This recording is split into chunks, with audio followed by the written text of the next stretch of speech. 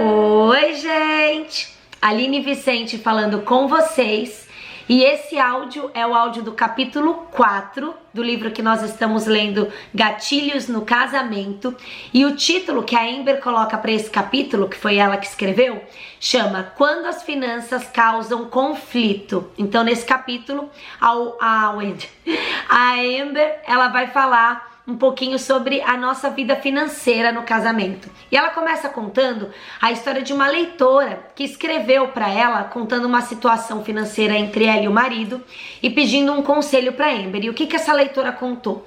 Ela contou que eles iam receber um ressarcimento do imposto de renda num valor de $6.000 e que esse dinheiro já tinha um destino. Eles haviam conversado sobre o que eles fariam com esse dinheiro. E aí eles falaram, vamos pagar umas dívidas e comprar algumas coisas que nós precisamos, enfim, já estava acordado. Só que o que aconteceu? O dinheiro caiu na conta do marido dela, não na conta que eles tinham em conjunto. E o marido dela gastou o dinheiro sem pensar nela, sem se lembrar do que eles tinham acordado. Ele simplesmente gastou com ele, com coisas sem importância, e ela diz que ela se sentiu mal com essa situação, ela se sentiu traída, ela se sentiu negligenciada, e não só porque ele gastou o dinheiro num destino no qual eles não tinham combinado, mas porque além dele gastar o dinheiro, ele não gastou nada com ela, ele não comprou nada para ela. E essa situação é uma situação que facilmente gera ressentimento no coração. E o ressentimento gera reações de raiva. E a Amber, ela coloca aqui uma frase, logo depois que ela conta essa história, ela escreve assim: responder amorosamente de maneira sobrenatural nos beneficia mais do que explodir. E nós somos chamados por Deus para trocar maldição por bênção, ódio por amor, hostilidade por bondade e egoísmo por generosidade. E essa troca santa só é possível quando nós temos o Senhor. E pensando nessa leitora que escreveu, a Amber escreve, imagina a raiva que ela não estava sentindo e o sentimento que ela não estava no coração dela, pela negligência que ela sofreu, pela traição do marido. E a negligência que o marido teve com a situação financeira no casamento era uma raiva justa, mas ela depositou o que o marido fez com a parte financeira sobre ela. Poxa, ele gastou, mas ele não gastou comigo. E essa raiva que ela sentiu dele não gastar com ela é uma raiva injusta. E é a raiva que nós não podemos deixar penetrar no nosso coração. E ela coloca uma frase aqui que diz assim: a justiça nem sempre oferece cura, mas a graça divina sempre oferece. E quando a gente vai lidar com esses conflitos financeiros, então no caso dessa leitora, ela teria que conversar com o marido dela, porque realmente houve uma negligência da parte dele. E a Amber, ela coloca aqui algumas perguntas que nós precisamos fazer antes da gente iniciar uma conversa sobre a área financeira, mas eu sinceramente acho que as questões que ela colocou aqui servem para qualquer tipo de conflito no qual você está diante. Então, as perguntas são: qual é o meu objetivo ao lidar com esse problema? Muitas vezes a gente vai resolver um problema e a gente não tem um objetivo para aquilo. Então, por que eu quero resolver esse problema? Eu quero resolver para chegar aonde? Para ficar em paz, para nós resolvermos o que nós vamos fazer com o dinheiro daqui para frente. Eu quero expor os meus sentimentos, eu quero ser levada em consideração. Qual é o meu objetivo? Não adianta eu falar e não saber aonde eu quero chegar. Se eu coloco um objetivo na hora que eu vou resolver um conflito, então eu consigo pontuar exatamente o que eu preciso para poder chegar naquele objetivo no qual eu quero que a pessoa entenda, né? Porque eu sei os meus sentimentos, mas eu preciso que a pessoa receba de maneira correta e completa. A segunda questão é: eu estou aberto a entender o ponto de vista do meu cônjuge? E isso é muito importante, porque às vezes a gente já está tão certo do que a gente tem, que a gente não para ouvir. A gente ouve, mas entra por um lado e sai pelo outro. E a gente precisa realmente escutar o que o nosso cônjuge tem para falar e levar em consideração do porquê ele tomou aquelas atitudes. Segundo, agora a terceira pergunta é: posso abrir mão, olha só, da minha necessidade para o bem do meu casamento? Então existem conflitos, é por isso que eu digo que essa aqui não é só na parte financeira, mas existem conflitos que é melhor a gente não entrar para o bem do nosso casamento. É claro que existem casos e casos, mas eu creio que muitas pequenas discussões e pequenos conflitos, eles não precisam virar um grande problema. Então a gente pode simplesmente deixar algumas coisas de lado para o bem do nosso casamento. A quarta, eu estou sendo humilde? Isso é uma pergunta que a gente tem que se fazer sempre. Será que eu só quero ter razão? Será que eu só quero provar que eu tô certa? Então a gente precisa sondar o nosso coração e pedir para Deus sondar o nosso coração antes da gente entrar nessa discussão. A quinta é: o que estou dizendo ou pensando é bíblico?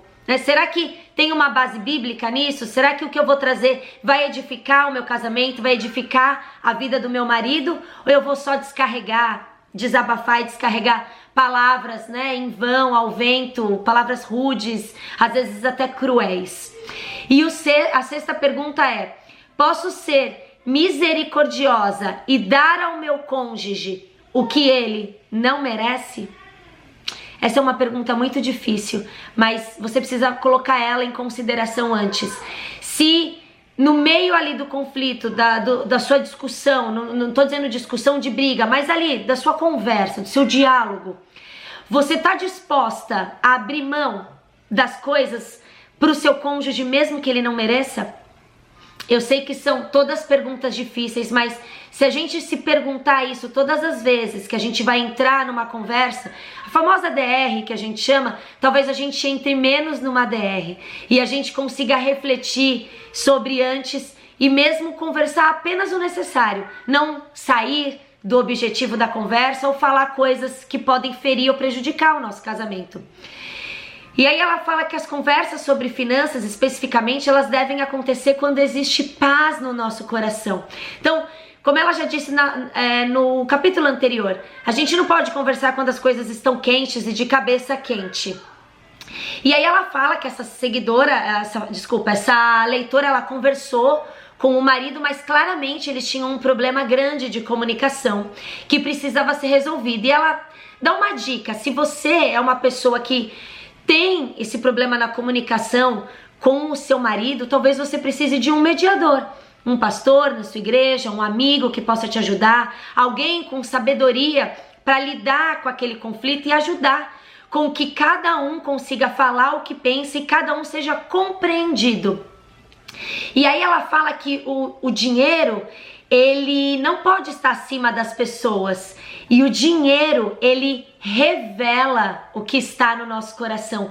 O dinheiro revela muitos traços do nosso caráter. E aí ela fala: por que eu falo isso? Porque está escrito em Mateus 6:21, pois onde estiver o seu tesouro, aí também está o seu coração. E outro ponto que ela traz é que nós não podemos controlar o outro. Deus te deu poder para você controlar uma pessoa, você. Então, por mais que a gente tente fazer o outro fazer a coisa certa, você tem que pôr na sua cabeça que você tem que fazer o certo, independente do que o outro está fazendo. Nós devemos fazer a coisa certa. Fazer o certo jamais vai dar errado.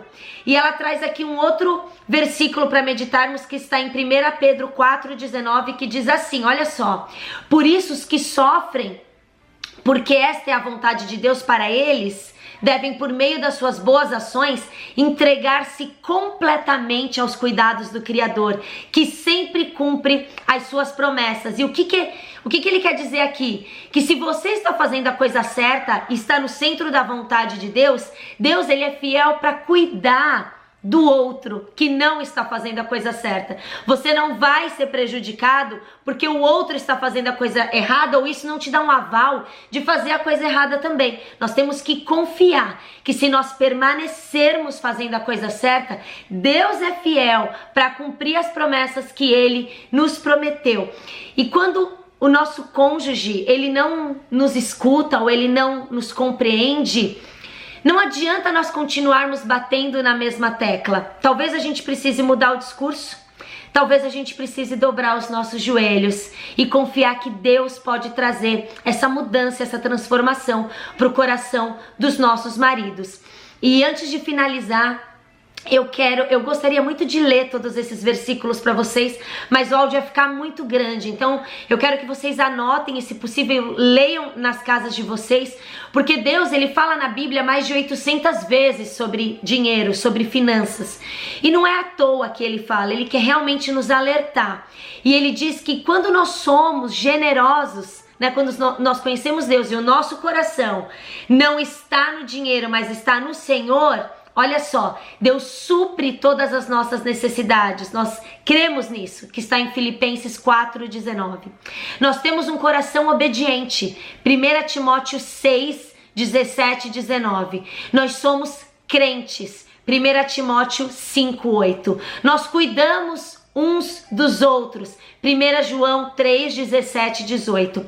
Entendemos a esperança da eternidade. Mateus 6:19 e 21. Nossa segurança é o Senhor, não as coisas. Lucas 12:33 e 34. Nós somos contentes. Esse versículo é maravilhoso. Hebreus 13:5. Leiam ele. Desejamos uma vida justa. 1 Timóteo 6:10. Servimos o Senhor. Mateus 6:24. E damos honra a Deus. Provérbios 3:9, 10. Eu sei que o nosso desejo muitas vezes é alcançar o nosso marido antes que Deus o alcance. E nós não podemos exigir que o nosso marido façam coisas que nem Deus está exigindo deles. Então nós temos que aprender realmente a confiar no Senhor, porque o Senhor nos justifica e é o Senhor que pode trazer essa maturidade, se é você que está precisando ou seu marido, para que o nosso casamento seja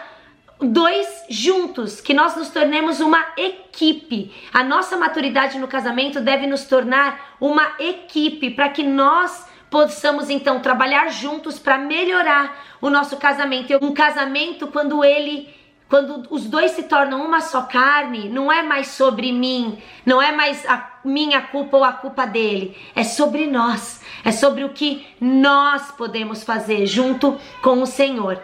E agora eu quero orar com vocês, eu quero orar e pedir para que Deus realmente possa fazer isso no nosso casamento, fazer com que nós nos tornemos uma só carne, independente da situação, se é financeira, independente da situação que aparecer na família de vocês, que o bem sempre seja a respeito de todos, não sobre mim, amém? Então vamos lá, Senhor. Senhor, nós queremos te agradecer. Queremos primeiro te agradecer porque o Senhor tem sido bom conosco. O Senhor tem trazido palavras e alcançado o nosso coração a cada áudio. O Senhor tem revelado de maneira única e personalizada para cada mulher. O Senhor sabe o que cada casamento necessita hoje. Senhor, a minha oração não é somente para que o nosso marido entenda, mas para que nós aprendamos a confiar em Ti, confiar que nós precisamos permanecer no centro da Tua vontade, fazendo o que o Senhor nos pediu e confiando que o Senhor é poderoso o suficiente para alcançar o coração do nosso marido, trazer transformação, Senhor, que nenhuma negligência, nenhum sentimento de traição crie ressentimentos em nosso coração, que as nossas conversas sejam antes pensadas, sejam sábias, sejam baseadas na Tua palavra, Senhor, que as pessoas, que o meu marido e a minha família estejam sempre acima de qualquer situação financeira, que o dinheiro não domine o meu coração. O Senhor, na Tua palavra, diz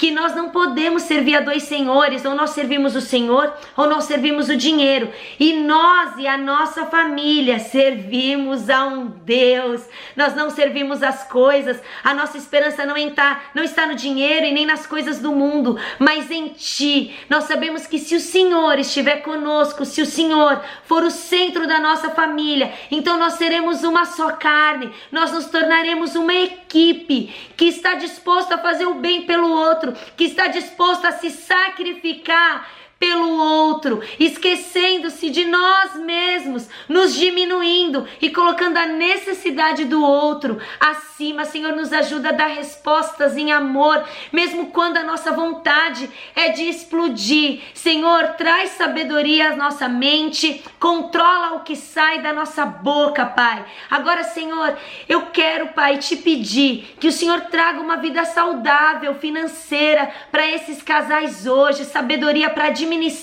o dinheiro, e que se eles não conseguem por si só, que o Senhor coloque pessoas à volta deles para ajudar, para mediar, Pai. Nós sabemos que a vida financeira é um big deal, é um grande problema na vida de muitos casais, mas nós somos casais que confiamos em Ti e que nenhuma circunstância abalará o nosso casamento. Em nome de Jesus te pedimos, guarda-nos, Pai, nos protege, derrama a Tua sabedoria. Seremos sim equipe, seremos sim uma só carne. Em nome de Jesus, amém.